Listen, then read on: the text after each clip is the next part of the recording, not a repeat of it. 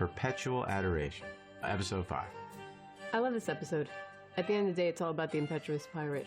We were actually very excited to get that in. We spoke to Diana. She was also very excited. It's a book within a book. Yes. For those that didn't catch it.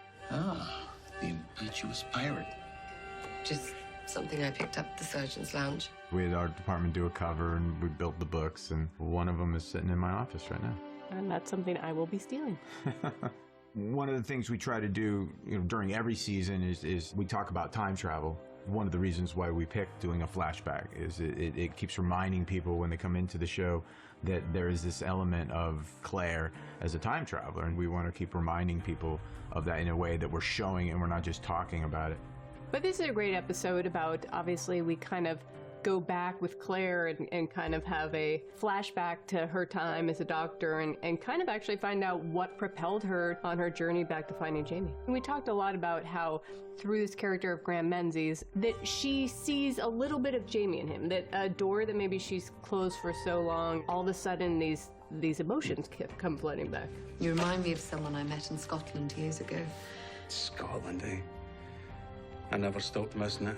It was a good way of showing how she made the decision to get back to him. Ultimately, in the scheme of things, making the right choice for her. And that right choice was to ask Bree to go to England, wanting to tell her about her real father, not knowing how, but she figured if I can get you to this place. How would you feel about taking a trip to London with me? But what's also interesting about this episode is if you read the script, actually, the story was told in a linear fashion, but in editing, we decided to kind of change things up and move things around. You almost get the answer right off the top, and then you have to kind of piece together the puzzle that we're telling you, and at the end, you finally get the answer of, oh, it all led to Jamie.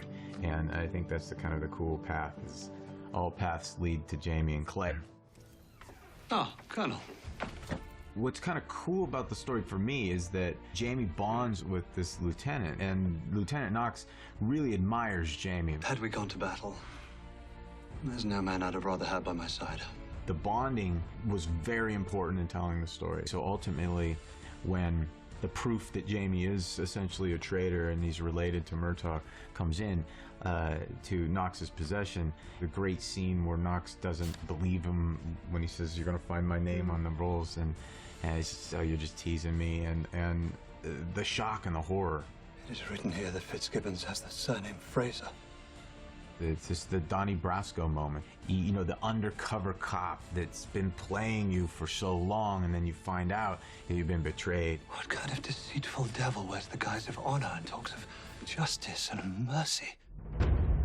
Also, at the end of this episode, what do we have? But the cute little ball for Adso. By far, Adso, I think, is one of the more exciting new cast members we have this season in terms of cuteness, furriness, and interaction with the crew and the cast. I will say the morale of the crew when Adso's, diva, it's rolled in, lighting, makeup, exactly. all that stuff. He gets all the attention. He's got a bigger trailer than me. Rolo used to be the favorite, not anymore. Not anymore. New cast member of Outlander Season 5.